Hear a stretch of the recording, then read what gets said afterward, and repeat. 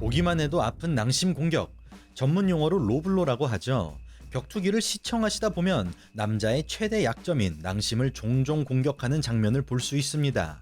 고의일 때도 있고 실수일 때도 있지만 한 방 맞으면 너무나 아파 경기가 끝날 때까지 혹은 끝난 뒤에도 후유증이 있는 경우도 꽤 있습니다.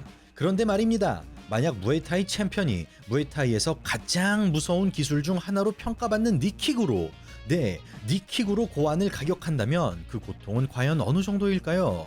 이 질문에 대한 답을 경기장에서 몸소 보여주는 선수가 있으니 오늘 방송의 주인공은 얼마 전 반칙 파이터 특집에서 5위를 차지한 칙 콩고입니다. 미르코 크로캅의 팬츠를 잡고 테이크다운을 하는가 하면 로블로 연타로 치명적인 고통을 선사하는 선수. 경기장 안에만 들여다보면 물불을 가리지 않지만 링 밖에서만큼은 의외로 점잖고 차분한 남자입니다. 칙 콩고 선에서 정리된다는 의미로 칙 선정이라는 별명을 가진 콩고는 한때 UFC 헤비급에서 대표적인 수문장 역할을 맡으며 도깨비 같은 경기력으로 재미있는 장면을 여럿 만들어낸 선수인데요. 그는 누구도 막지 못했던 케인 벨라스케즈를 처음으로 판정까지 끌고 가는가 하면 타격이 약한 프랭크 미어에게 한 방에 나가 떨어지기도 하고 40이 넘은 나이에 느닷없이 전성기가 찾아오기도 하는 등 그 누구도 종잡을 수 없는 매력을 가진 선수입니다.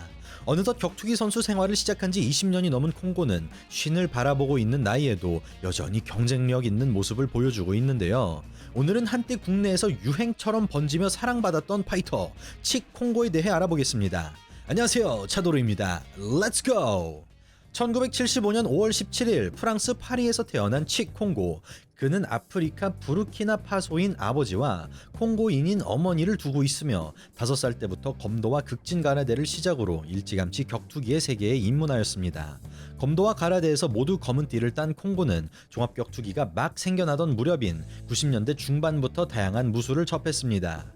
그는 무에타이, 사바테, 그레코 로만형 레슬링을 배우며 MMA의 기반을 마련했고 프랑스의 최초로 펜칵실랏을 전파한 두 스승에게 펜칵실랏을 전수받았는데요. 참고로 2018년 아시안게임 정식 종목이자 인도네시아 무술인 펜칵실랏은 무기술과 맨손 격투술, 예술 분야로 나뉘어져 있으며 영화 아저씨에서 원빈이 사용한 무술이 바로 펜칵실랏입니다. 특히 맨손 격투술의 경우 안면 공격은 제한되며 하단은 가위차기 형식으로 상대를 넘어뜨리는 동작이 발달되어 있는데요. 상대를 쓸어서 넘어지게 만드는 스위핑이라는 기술은 하체 관절기로의 연결이 용이하고 종합격투기에서는 거의 볼 수 없는 생소한 기술이기 때문에 조금만 변화를 준다면 MMA에서 충분히 활용할 수 있을 것으로 보입니다. 그렇게 펜칵실랏에서 갈색띠를 획득한 칙 콩고는 2001년 네덜란드에서 종합격투기 프로 선수로 데뷔합니다. 당시만 해도 종합격투기보다는 이종 격투기에 머물러 있었던 시기였지만 콩고는 타격과 그래플링을 골고루 섞으며 MMA적인 스타일을 보여주고 하체 관절기까지 잡아내며 데뷔전을 인상적으로 끝마치죠. 첫 경기를 성공적으로 마무리한 콩고는 계속해서 격투기에 타고난 재능을 드러냅니다. 그는 다듬어지지 않았지만 아프리카 특유의 유연함을 앞세운 펀치로 상대를 쓰러뜨리고 좋은 동체 시력과 날카로운 카운터 감각, 긴 리치의 활용과 정확도 높은 타격으로 준수한 활약을 이어가는데요. 그러면서 킥복싱을 병행한 콩고는 링스 킥복싱 유럽 챔피언을 2차례나 차지하고 MMA에서는 5승 1무 1패의 성적을 거두며 더 큰 무대로 가기 위한 발판을 마련합니다. 그리고 2004년 콩고는 자신의 커리어에서 아주 중요한 시합이 성사됩니다. 상대는 1997년부터 격투기를 시작하며 이미 세계적으로 명성을 떨치던 파이터 길버트 아이블. 이미 40전을 가까이 치렀던 아이블에게 콩고는 초반부터 테이크다운을 성공시키고 이내 그라운드에서 우위를 보이며 아이블을 위기로 몰아넣는데요. 심지어 타격전에서도 밀리지 않던 콩고는 2라운드부터 급격한 체력 저하를 보이며 집중력이 흐트러지고 말았고 경기 종료 20초를 남겨두고 포기하는 바람에 다잡은 물고기를 놓치게 되었습니다. 그러나 아이블과의 경기에서의 활약으로 이름을 알리게 된 콩고는 이어지는 두 경기를 모두 승리하고 2006년 7월 8승 2패 1무의 성적으로 UFC에 입성합니다. 데뷔전에서 그는 오랫동안 그라운드에서 벗어나지 못하며 위기에 몰리지만 니킥 연타로 단숨에 분위기를 뒤집어내며 강력한 무에타이 기술을 쏟아낸 끝에 1라운드 닥터 스탑 승리를 가져가죠. 그렇게 성공적으로 데뷔전을 마무리한 콩고. 그는 다음 경기에서 특유의 무에타이식 타격으로 니킥 장인다운 모습을 보여주고 이번에도 크게 한 방 터트리면서 연승을 이어갑니다. 그리고 1승 1패의 전적을 더 쌓은 콩고는 자신의 커리어에서 빠질 수 없는 시합을 가지게 되는데요. 상대는 바로 MMA의 전설적인 선수 미르코 크로캅. 당시 프라이드를 제패하고 UFC로 돌아온 크로캅은 가브리엘 곤자가에게 당한 충격적인 패배로 인해 분위기가 어두운 상황이었지만 크로캅과의 대결을 하는 것만으로도 콩고의 이름을 알리기엔 충분했습니다. 그리고 콩고는 꽤나 더티한 플레이로 크로캅을 상대합니다. 그는 크로캅의 팬츠를 지속적으로 움켜쥐는가 하면 팬츠를 잡은 상황에서 사정없이 니킥을 날려버리는데요. 강력한 니킥이 크로캅의 낭심을 수차례 가격했으나 존 메카시 주심이 이를 놓치는 바람에 경기는 지속되었고 결정적인 한 방이 터지고 나서야 경기가 중단되었습니다.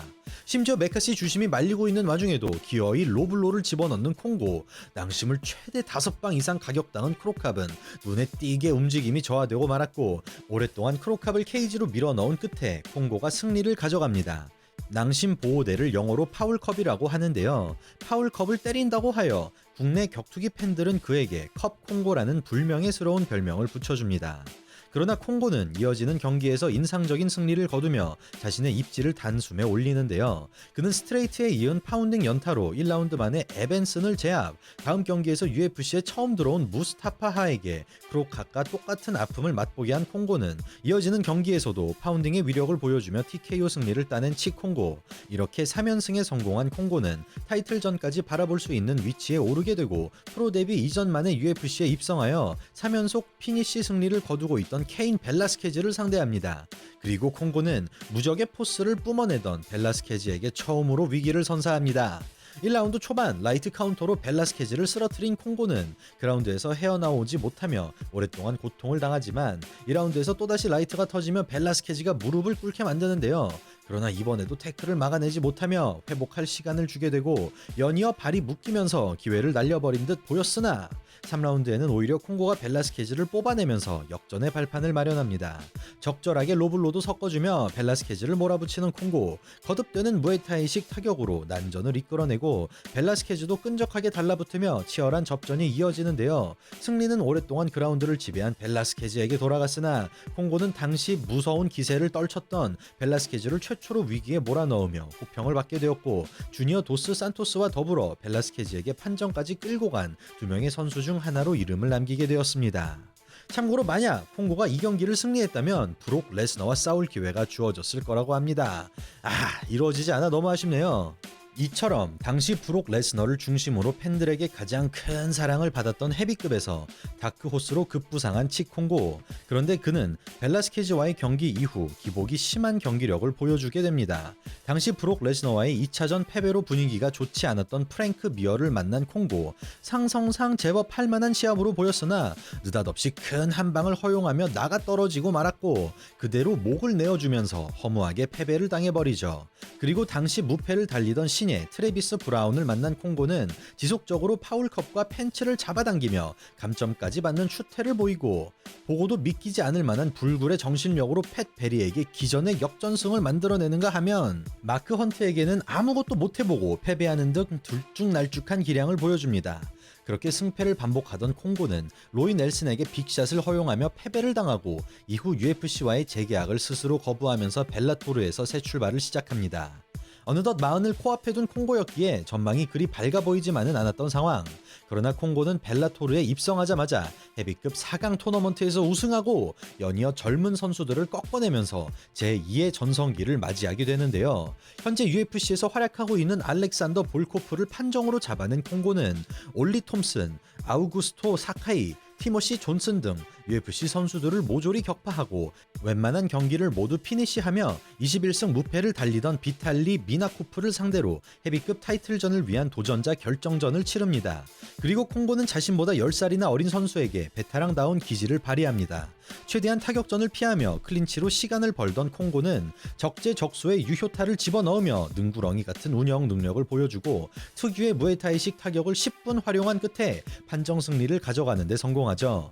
그렇게 무려 8연승을 달성하며 45이라는 늦은 나이에 타이틀전을 치르게 된 콩고.